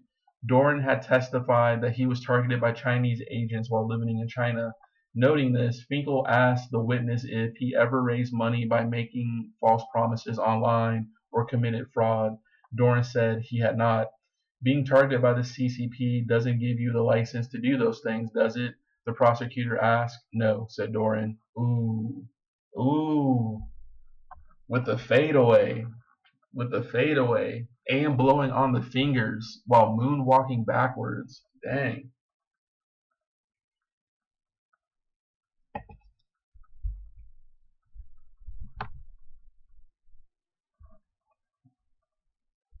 That is so. This is a good article. There's some typos in it, but this is a really good article by Mother Jones, by Dan Friedman. That's really good. That's really good. Um, what else do we have here? So this is actually of the fraud case against Chinese exile. So this is actually by the New York Times. This is so fascinating, right? So this is of the New York Times. Fraud case against rich exile who riled up Beijing goes to jury. So this is by Michael Forsythe, of the New York Times, published July 11th, 2024. So last week. Today's date is July 16th, 2024. That I'm actually making this video and reading these articles to you. So Guo Wengui fled China and allied with the American right in a quixotic quest to end communist rule. Prosecutors say he stole $1 billion from his followers. So the fate of Guo Wengui, the exiled Chinese billionaire whose opposition to the Chinese Communist Party made him a darling of the American right, rests with a Manhattan jury after his fraud and money laundering trial came to a close on Thursday. Wow. Mr. Guo is accused of running a criminal enterprise by defrauded investors of more than $1 billion through various schemes, club memberships, cryptocurrencies, of course, a sale of private shares in his media company, and using the money to lead a lavish lifestyle. Federal prosecutors said the fraudulent proceeds helped pay for a mansion in New Jersey, a Lamborghini Roadster, and a $100 million investment in a hedge fund. They took 5 weeks to make their case, putting forth a parade of witnesses, including former employees and investors, and presenting bank records and invoices. So this is that Mr. Finkel we talked about in the previous article by Mother Jones. So this was a scheme, this was a con, this was a fraud, Ryan Finkel, a prosecutor, said in his 3-hour closing argument on Wednesday. Mr. Guo, he said, lied to take other people's money. So lawyers for Mr. Guo, who did not take the stand, argued that his businesses were legitimate and that the money he had collected was deployed in a crusade to end communist rule in China. By buying a mansion, by buying a yacht, by buying a Lamborghini, by buying a $36,000 mattress, by buying what are we talking about here? He's just stealing money. And he fled China for stealing money. So his various efforts included running a Chinese language streaming site and a Twitter-like social media platform, both of which were popular with fellow exiles opposed to Beijing. So the government wants you to believe that there was an enterprise here. Siddhartha Kamarahu, one of Mr. Guo's lawyers, said in closing remarks, "You know what? They're right, but it's not a racketeering enterprise, it's a political one. Mr. Kamarahu argued that it made no sense for Mr. Guo to steal from his followers, as it would undermine the movement and play into the hands of the Chinese Communist Party, which launched a well-documented and unsuccessful campaign in 2017 to repatriate him. So, if convicted, Mr. Guo could face decades in prison or the remote possibility of extradition to China. Very interesting that they wrote in this article by the New York Times, remote possibility. So that's very interesting. Not sure how they come to that conclusion, but maybe based off of just previous sort of cases, precedent, or whatnot. But as a kind of court journalist or whatever, but that's just interesting. So, remote possibility of extradition to China, where he has been accused of a host of crimes, including money laundering and rape. So, any move to send him back to China could be met with fierce political resistance in the United States because of his close relationship with Stephen K. Bannon, a longtime advisor to former President Donald J. Trump, and other prominent right-wing figures allied with them. Mr. Guo was once a member of Mar-a-Lago, Mr. Trump's club in Palm Beach, Florida. So throughout the trial, prosecutors worked to associate him with Mr. Bannon, who was named a co-conspirator by the government but was not indicted. Mr. Bannon had a $1 million consulting contract with one of Mr. Guo's companies. And had a hand in creating three organizations that are central to the government's case. Wow. So on multiple occasions, his picture was shown on screens placed in front of the jurors. It's not some accident, by the way, that Steve Bannon was involved at all, Mr. Finkel told the jurors Wednesday. Mr. Guo, he said, used Steve Bannon. He was hired for $1 million so that Guo could use Bannon's notoriety and his fame to promote himself. Mr. Bannon, who recently began serving prison term for contempt of Congress, declined to speak on record about the trial. On June 4, 2020, he appeared alongside Mr. Guo on a boat in New York Harbor to announce the formation of the new federal state of China. These guys are delusional, which aim to supplant the communist government. Peter Navarro. Wow, so this is interesting. This is me talking here, right? So Guo, if you go back to the article by Mother Jones, is most likely a spy, most likely some sort of government agent from China, right? So the benefit of sending Guo to the United States to create a dissident movement against the Communist Party actually helps the Chinese government identify Chinese people who are against the government and their families back home. So it's very, very four-dimensional chess type thing here. Wow. Wow.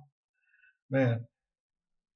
So Peter Navarro, another former Trump official who is also now in prison for contempt of Congress, was named the new state's international ambassador.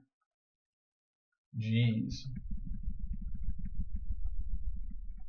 So in August 2020, Mr. Bannon was arrested on Mr. Guo's yacht on unrelated federal charges of defrauding donors to a private fundraising effort called We Build the Wall. He was pardoned by Mr. Trump in the final hours of his presidency, but still faces similar charges in the state of New York. So that's the thing, is federal pardons, this is me talking, federal pardons don't alleviate state pardons or state crimes. So Mr. Guo, who is also known as Miles Kwok, in whose age has been variously described as 54 to 57, fled to the United States after his patron in China, a former vice minister of state security, was detained. For 2 years, he kept a low profile, living in a luxury Manhattan penthouse apartment overlooking Central Park. But in early 2017, he began to rail against the coterie of senior Chinese officials, accusing them of corruption. So, with hours-long tirades, first on YouTube and then on his own streaming site, Mr. Guo attracted tens of thousands of ardent followers from both the Chinese-speaking diaspora and within China. They were drawn to be charismatic, wealthy, former Beijing insider. who spoke of ending the Communist Party's 7-decade hold on power.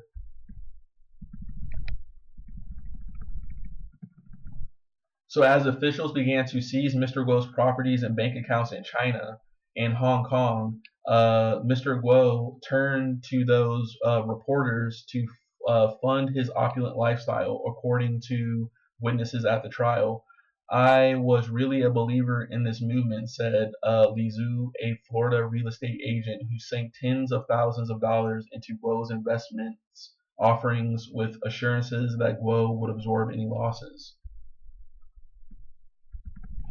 Patrick Chin, another government witness and former Guo supporter, suggested Guo had run a very elaborate scam.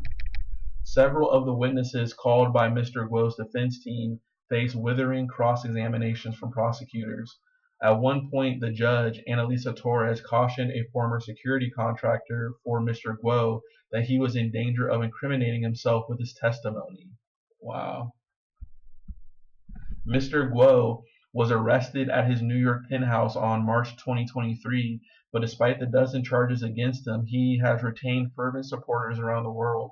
Many showed up each day to watch the trial in Lower Manhattan, packing the public gallery and occasionally acting like a Greek chorus, gasping or muttering as the courtroom drama unfolded. The website for the new federal state of China posted daily transcripts of the proceedings in English and Chinese.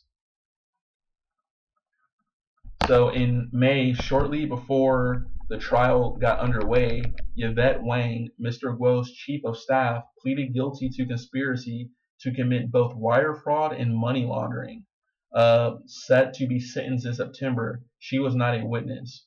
Wow, so not looking good for Guo, because Yvette Wang, his chief of staff, already pleaded guilty for conspiracy to commit wire fraud and money laundering. So on Wednesday and Thursday, Judge Torres gave lengthy instructions to the jury of 7 men and 5 women. So about the reporter, Michael Forsythe, a reporter on the investigations team at the Times based in New York, he has written extensively about and from China. Wow, that is wild, man. So, geez.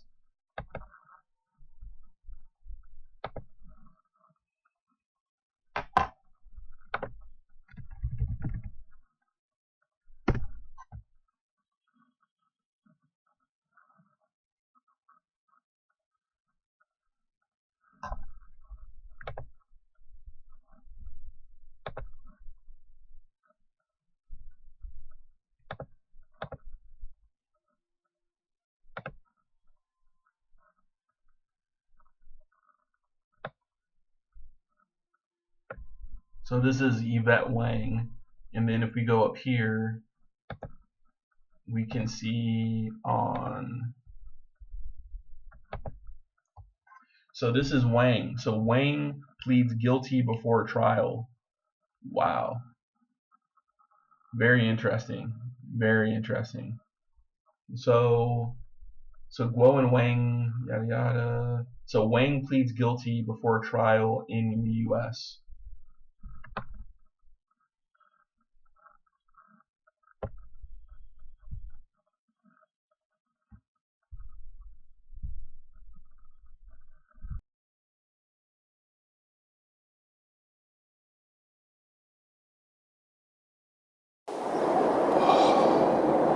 Good morning, Steve.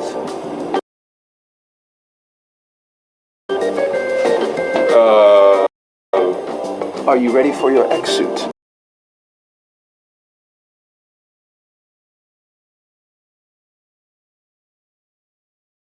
Meanwhile, controversial exiled Chinese businessman Guo Wengui's chief of staff has pleaded guilty to conspiracy charges in New York in a $1 billion fraud case. The 45-year-old Yvette Wang pleaded guilty in Manhattan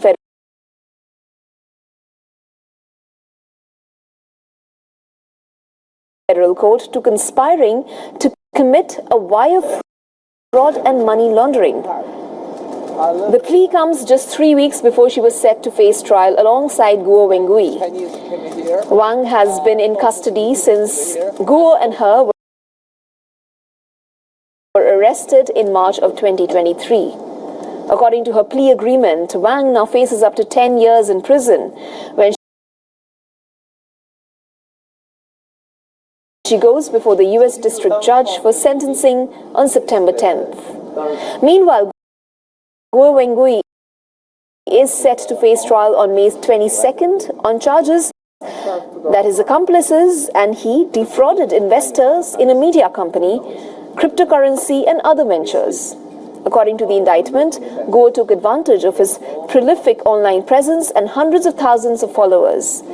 He promised enormous financial returns and other benefits to carry out a scheme that helped fund Guo's extravagant lifestyle. Now, Guo Wengui has been a critic of China's Communist Party and business associate of former US President Donald Trump's one-time advisor, Steve Bannon. Many Chinese came here, purchased. For all the latest news, download the Wion app and subscribe to our YouTube channel.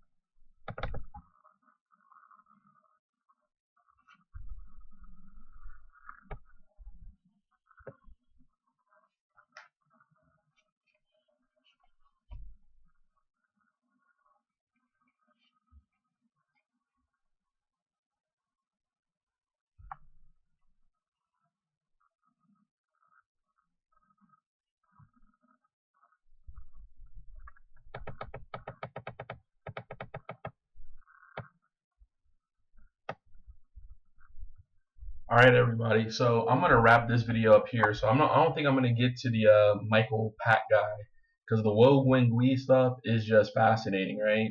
So before we get out of here, I'm just gonna kind of go over this schematic that I kind of write for just notes on the kind of series that I'm doing on the many crimes of Donald Trump and cronies, right? So let's just go here. So we talked about Steve Bannon. Steve Bannon is tied to the Council of National Policy that includes people like Virginia Thomas, John Singlaub, Pat Robertson of Christian Broadcasting News, Oliver North of the Iran-Contra scandal, Tim Lehane of the Left Behind Christian Doomsday series. Steve Bannon is a member of the CNP, Council of National Policy. He was also on the board of Cambridge Analytica, which became Immerdata. Cambridge Analytica has ties to the Mercer family, of Breitbart News, therefore Ben Shapiro of the Daily Wire, etc., and all the colorful cast of characters he had over there, Candace Owens, Matt Walsh, people like that, right? Immerdata and Cambridge Analytica were linked to Eric Prince because of a Hong Kong billionaire named Johnson Coe. Johnson Coe, interestingly, sat on the board of Cambridge Analytica and Immerdata, but he owns a mercenary company called Frontier Services Group. Eric Prince also has some ties to the Benghazi, Libya situation, so I'm going to go more into that later. But interestingly, Eric Prince, while working for Johnson Coe's mercenary company, Frontier Services Group, is actually pro-China, working on their Belt and Road Initiative, right? So let's go back up to Steve Bannon. Bannon actually has ties to Epstein, therefore who had ties to Ehud Barak, the former Israeli prime minister. Steve Bannon, Goldman Sachs, U.S. Navy, ties to QAnon, involved in Gamergate, ties to Brock Pierce, who's a crypto person, and also Mark Rector Collins, who was a convicted pedophile, and also Brian Singer. He also has ties to a bunch of far-right European political parties, which includes the German AfD party, which has ties to Viktor Medvedchuk, who has direct ties to Vladimir Putin. We got to remember that Putin and Russia sent over Marina Butina to infiltrate the NRA and the Republican Party.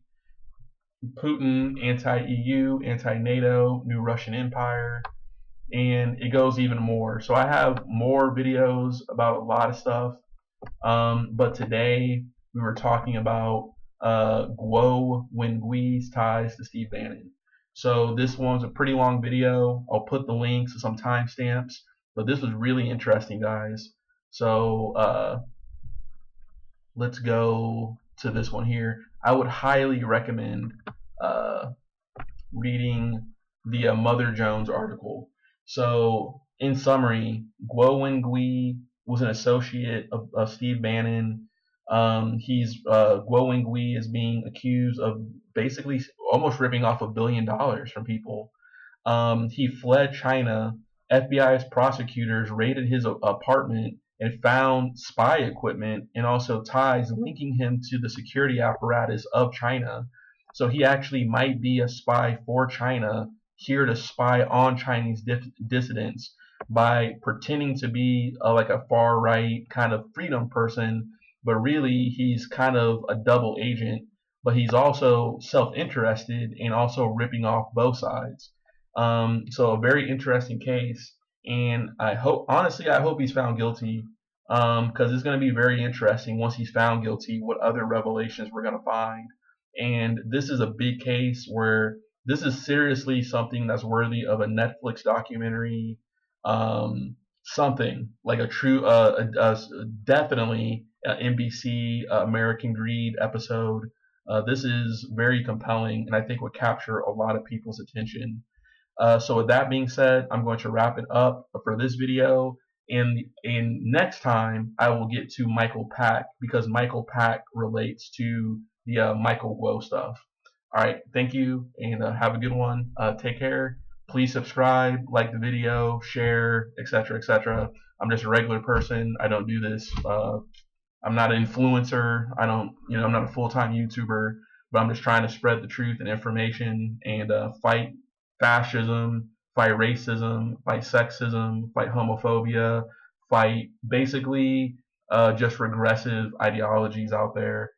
Because I think that right now, particularly with the 2024 election coming up, we're dangerously close to getting Trump back into power. And I think that we forget all the crimes of people in the Trump universe, because I think that for whatever reason we're not I wouldn't necessarily say forgetful. I think we're just so busy that we just don't do these long deep dives into information like this. I'm not here to insult you or anything. I'm busy too, but we're dangerously close to getting almost like a right-wing fascist Project 2025 president here, particularly now with Donald Trump nominating J.D. Vance of Ohio to be his vice president.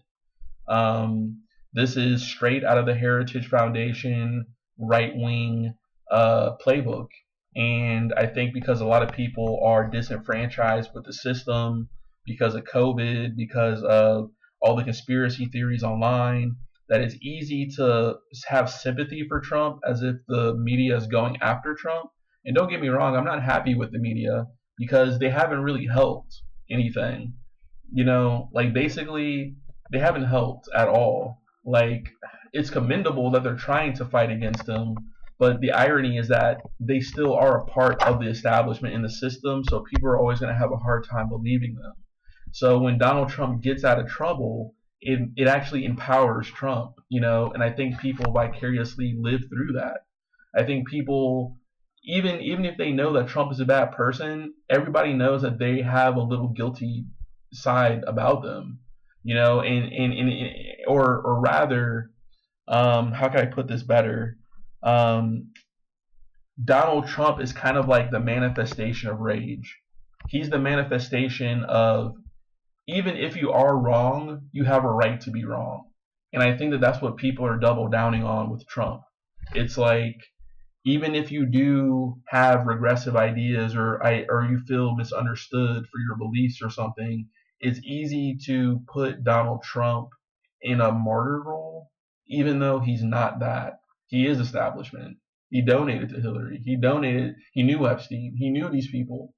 But people vicariously want to live through him.